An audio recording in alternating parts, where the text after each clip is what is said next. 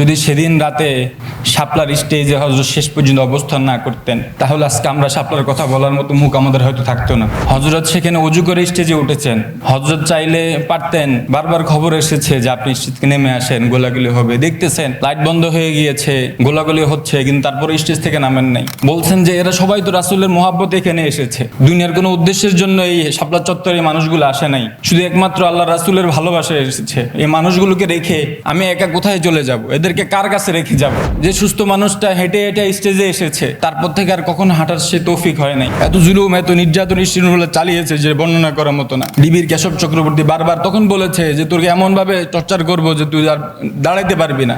সে রিমান্ডের পর থেকে এখনো কোনোদিন 5 ওয়াক্ত নামাজ দাঁড়িয়ে পড়তে পারি নাই। তো আল্লাহর কাছে জেলে প্রতিদিন দোয়ায় বলেছি, মালিক যে হাতে আর যে পায়ে এই জালেমরা বেড়ি আর হ্যান্ডকাপ পড়িয়েছে, মালিক তুমি জাহান্নামের বেড়ি আর হ্যান্ডকাপ পড়াইও না। আজকে সবচেয়ে বেশি মনে পড়তেছে আমাদেরকে, আমার কাছে, হয়তো আপনাদের কাছে মনে পড়ার কথা, আমাদের সবার হৃদয়ের স্পন্দন কায়েদে মিল্লাত আল্লামা জুনায়েদ বাবনগরীর কথা। আজকে যদি হযরত জীবিত থাকতেন অবশ্যই অনেক খুশি হইতেন এবং আমাদের জন্য সবচেয়ে বড় সাপোর্ট থাকতো হযরত। কারণ আমাদের বড়দের মধ্যে থেকে, আমাদের আকাবিদ থেকে, যিনি সবচেয়ে বেশি দিন ইসলাম কায়েম করার জন্য, আল্লাহর জমিন আল্লাহর দিন প্রতিষ্ঠার জন্য যিনি সবচেয়ে বেশি মেহনত করতেন এবং মনে প্রাণে সেটাকে লালন করতেন, যারা আপনার কাছ থেকে দেখেছেন বা হুজুরের চিন্তা চেতনা আদর্শ নীতি আদর্শ থেকে দেখেছেন যে হযরত কীভাবে দিনের জন্য, দিন ইসলাম রক্ষার্থে কীভাবে আপোষহীন যে ভূমিকা হযরত রেখে গিয়েছেন। আজকে আমরা শাপলার কথা বলি, যদি সেদিন রাতে শাপলার স্টেজে হযরত শেষ পর্যন্ত অবস্থান না করতেন, তাহলে আজকে আমরা শাপলার কথা বলার মতো মুখ আমাদের হয়তো থাকতো না। হযরত সেখানে অজু করে স্টেজে উঠেছেন। হযরত চাইলে পারতেন, বারবার খবর এসেছে যে আপনি স্টেজ থেকে নেমে আসেন, গোলাগুলি হবে, দেখতেছেন লাইট বন্ধ হয়ে গিয়েছে, গোলাগুলি হচ্ছে, কিন্তু তারপরে স্টেজ থেকে নামেন নাই। জোর করে ছাত্ররা ধরে স্টেজ থেকে নেমে নিয়ে এসেছেন। বলছেন যে এরা সবাই তো রাসূলের মহব্বতে এখানে এসেছে, দুনিয়ার কোনো উদ্দেশ্যের জন্য এই শাপলা চত্বরে এই মানুষগুলো আসে নাই, শুধু একমাত্র আল্লাহ রাসূলের ভালোবাসায় এসেছে। এই মানুষগুলোকে রেখে আমি একা কোথায় চলে যাব? এদেরকে কার কাছে রেখে যাব? ওনাদের যে অবস্থা হবে আমারও একই অবস্থা হবে। ওদেরকে রেখে আমি কোথায় যাব? শেষ পর্যন্ত নামেন নাই, জোর করে নামানো হয়েছে। যে সুস্থ মানুষটা হেঁটে হেঁটে স্টেজে এসেছে, তারপর থেকে আর কখনো হাঁটার সে তৌফিক হয় নাই। হুইল চেয়ার থেকেও এই হিন্দুত্ববাদী ভারত রাষ্ট্র, জালেম ফ্যাসিস্ট লেডি ফেরাউন কর্তৃক বিভিন্ন ধরনের চাপ প্রয়োগ করে কত ধরনের নির্যাতন নিষ্পেষণ করেছে হুজুরের উপর, কত ধরনের চাপ হুজুরের উপর ছিল, কত ধরনের লোভ, কত ধরনের প্রতারণা, আমাদের কাছের দূরের সব কিছুর পরেও নীতি আদর্শের যে আমাদের উত্তম আদর্শ আমাদের সামনে রেখে গিয়েছেন, মৃত্যু পর্যন্ত কখনো কোনো বাতিলের সাথে তাগুতের কাছে মাথাকে নোয়ায় নাই। আমরাও যারা হযরতের উত্তরসূরিরা আছি, হযরতকে ভালোবাসি, হযরতের নীতি আদর্শকে ফলো করি, আমাদেরকেও তো অনেক ভাই এখানে সামনে আছে। আমি দূর থেকে লেকচার শুনেছি, অনেকে দেখছি বিভিন্ন মামলায় রিমান্ড, জুলুম, নির্যাতন সহ্য করেছে।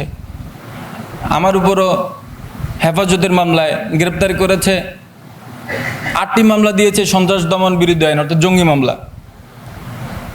একে একে এগুলোর জন্য প্রায় 1 মাস রিমান্ডে অমানসিক নির্যাতন, রিমান্ড সহ্য করেছি। সেগুলো বলার মতো সময় এখানে নেই। আল্লাহ যদি হায়াতে সুযোগ দেয় হয়তো বলার সুযোগ হবে। তো এখনও যদি আমাদেরকে বিভিন্ন ধরনের আবারও যদি দিন ইসলাম কায়েমের জন্য ডাক আসে, রক্ত দিতে হয়, আমরা কি আমাদের মামলা মোকদ্দমা এগুলোর দিকে তাকিয়ে আমরা কি পিছপা হয়ে যাব? আমাদের কি পিছু হওয়ার সুযোগ আছে? নবীর দিন ইসলাম রক্ষার্থে আমাদের তো মৃত্যুর শেষ শ্বাস পর্যন্ত আমাদেরকে সে কোরবানি দিয়ে যেতে হবে। আমাদের চেষ্টা তো আমাদের করে যেতে হবে। আমরা যতটুকু পারি আমাদের চেষ্টা আমাদের করে যেতে হবে। আমাদের এইটাই তো আদর্শ, এটাই তো আমাদের কাজ। তো আমি আপনাদের থেকে আশাবাদী থাকবো আর আপনার কাছে দোয়া চাই, আল্লাহ যেন পরিপূর্ণ সুস্থতার নিয়ামত দান করে। প্রতিদিন সকালে উঠলে মনে হয় যে আরেকটা দিন মনে হয় নতুন করে হায়াত পেয়েছি। প্রতি মুহূর্তে মনে হয় এখনই মনে হয় সময় শেষ। এত জুলুম, এত নির্যাতন স্টুডেন্টগুলো চালিয়েছে যে বর্ণনা করার মতো না। ডিবির কেশব চক্রবর্তী বারবার তখন বলেছে যে তোকে এমনভাবে টর্চার করবো যে তুই আর দাঁড়াইতে পারবি না। আমাদের তো কোনো অপরাধ ছিল না, তারপরেও তারা তাদের এজেন্ডা বাস্তবায়নের জন্য বারবার বলেছি যে আমাদের কি অপরাধ একটা বলেন। বলতেছে উপরের চাপ। এই যে আমাদের বড় ভাইরা বারবার বলতেছিল যে তারা নিজেদের র্যাঙ্ক বাড়ানোর জন্য, পজিশন বাড়ানোর জন্য, নিজেদের উপরের শুধু উপরের ওয়ার্ডার এগুলো বলে বলে অসংখ্য অগণিত নিরপরাধ মানুষের উপর কী পরিমাণ জুলুম নির্যাতন করেছে আপনারা সবাই জানেন।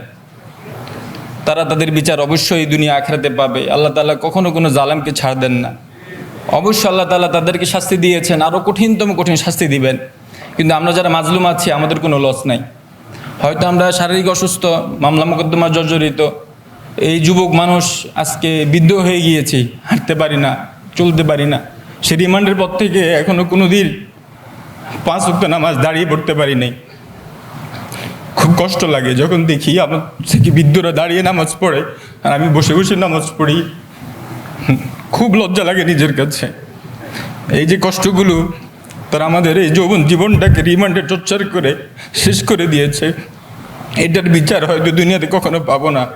কিন্তু আল্লাহর কাছে জেলে প্রতিদিন দোয়ায় বলেছি, মালিক যে হাতে আর যে পায়ে এই জালেমরা বেড়ি আর হ্যান্ডকাপ পড়িয়েছে, মালিক তুমি জাহান্নামের বেড়ি আর হ্যান্ডকাপ পড়াইন।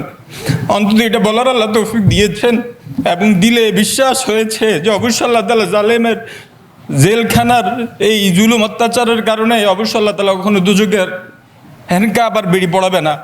যারা আমরা জুলুমের শিকার হয়েছি আমাদের কোনো লস নাই। যারা দিনের কাজ করতে গিয়ে সামনে জুলুমের শিকার হবো, আমাদের দুনিয়া আখিরাতে কোথাও কোনো লস নাই। কষ্ট হবে, দিন কায়েম তো কষ্টেরই পথ। সুতরাং কষ্ট, মামলা মোকদ্দমা এগুলোর ভয়ে আমরা পিছপা হয়ে যাব না। আল্লাহ তাআলা সবাইকে দিন কায়েমের লড়াইয়ে এক হয়ে থাকার জন্য তৌফিক দান করুক। আমিন ওয়া আখিরু দাওয়ানা আলহামদুলিল্লাহি রাব্বিল আলামিন।